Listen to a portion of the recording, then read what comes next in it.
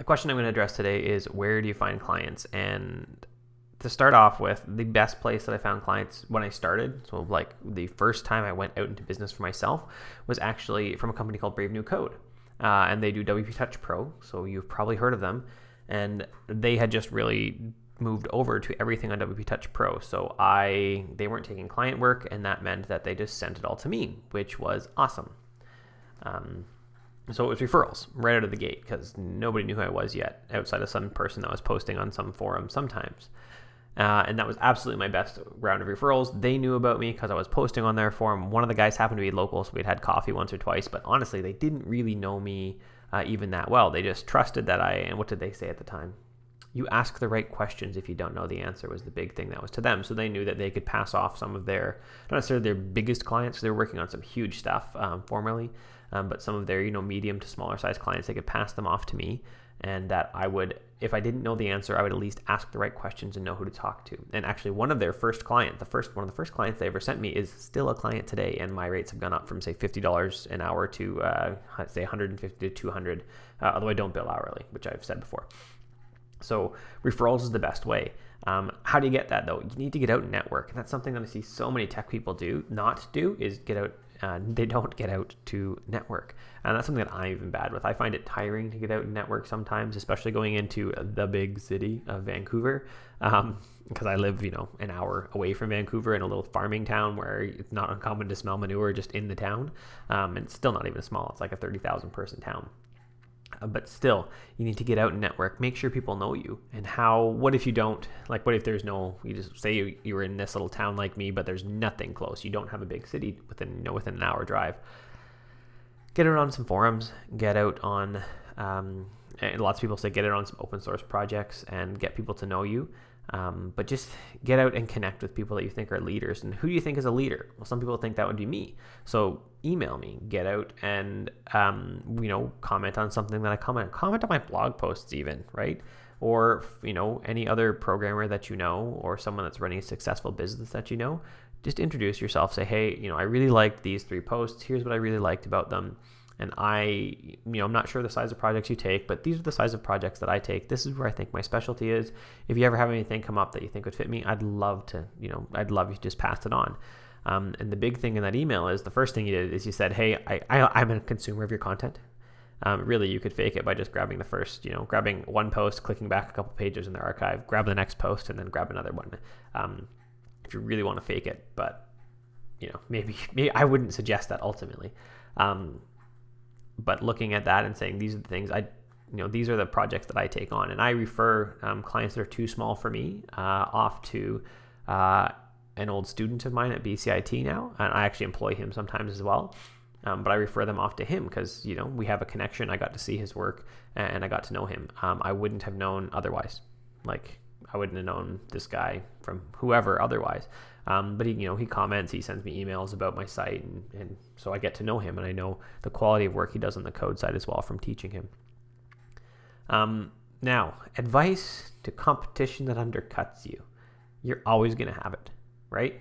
So I said my hourly rate is $150 to $200 an hour, we'll say, although I don't charge hourly, as I've said many times. So I think hourly is what you do when you're bad at your job, which is possibly another complete topic.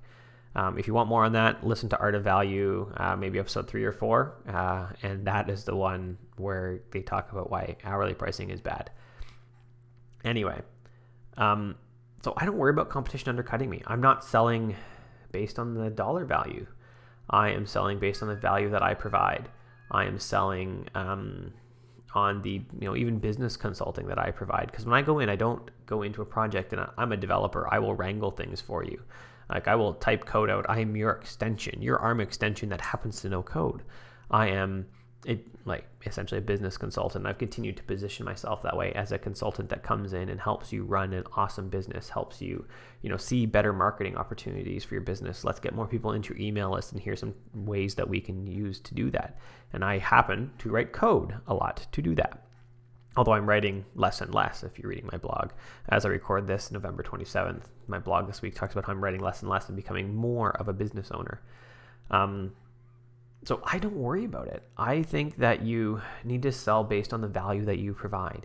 There's always going to be someone that undercuts you, and it may be, in another country where the cost of living is just drastically lower.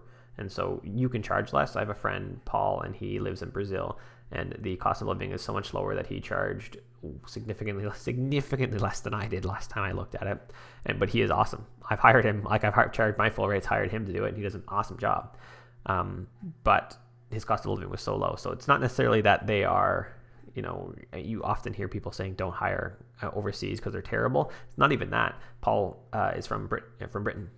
English is his first language. He lives in Brazil because he wants to. But I don't worry about him undercutting me. If someone is shopping based on price, then they're always going to find a lower price. And what you need to work on doing is establishing yourself as a market leader. So that's something that I am continuing to work on refining. So last year I put up my sfndesign.ca site, and I really focused it down onto membership and e-commerce sites. And do I do more? Sure. I'm actually building a theme for a client next week. That's the first part of the project. And then I'm building e-commerce, and then I'm building a whole bunch of membership functionality on top of that. But what I go in as is I build e-commerce sites, and I'm probably positioning myself more into membership sites next year. What I call a 10x reach site. So a site that has reach not just to the individual they're selling their book or course to, but so one I just worked on was Greater Impact, where they teach marriage courses, and that marriage course for that lady helps not just her marriage, but it helps everything when she deals with and her family and everything. And so that's a kind of a 10x reach. And so that's what I continue to position myself as. I write articles on my blog, on my other blog, on my business site that is about questions my clients are going to have. Right? Here's problems with that I've seen in my client sites, and I can write about them. I don't write technical stuff there. That is not a whole bunch of code. That is not like that. It is specifically for questions my clients will ask. And so that's what you need to do. You need to position yourself. A good way to really start narrowing down on your niche is a book called Book Yourself Solid, which I've recommended a ton of times. And if you want to learn more about pricing, Art of Value podcast is great. You just can't worry about people undercutting you. There's always going to be someone cheaper. There's absolutely someone cheaper for me. There are clients before that have balked at my price, and I've said, listen, if you want cheaper, there is someone cheaper. You can find them. You came to me because I was an expert. And this is what I charge to work with me. I have no doubt you can find someone cheaper. If that's what you'd like to do, please go do it. So I just don't worry about it. Now, how long does it take you to position yourself that way? So I've been at this 5 or 6 years. And there's probably the last 2 or 3 that I've had a good referrals, because I know lots of people that, they may not take on a specific project, but it is perfect for me. And so they'll pass it on for me. Sometimes they just don't have the capacity to take on that project. So it's something they would exactly do, and they'll pass it on to me. And I offer referrals like that, like no questions asked, all the time to friends of mine, or to people in the industry that I know do good work. So you need to really dive in and invest in that. And that's something that a lot of beginning, say, freelancers or business owners don't do. You own a business, you need to get there and specialize in. You need to start working on networking, you need to start working on your marketing, and it's not just the fact that you can tap out some code. That clients aren't hiring you to tap out code, really, or at least the good clients. They're hiring you for a result. They want to see you will do A for me, and I will get B result, and B result is worth more to me than the money it costs to do A. And that's where you need to focus. And get away. And then you're not going to deal with undercutting as much, because they will say, hey, you're going to provide me $100,000 worth of value, and you're going to charge you $20,000 to do it. That means I just made $80,000. And that's awesome. And that's where you want to be as you continue to position yourself.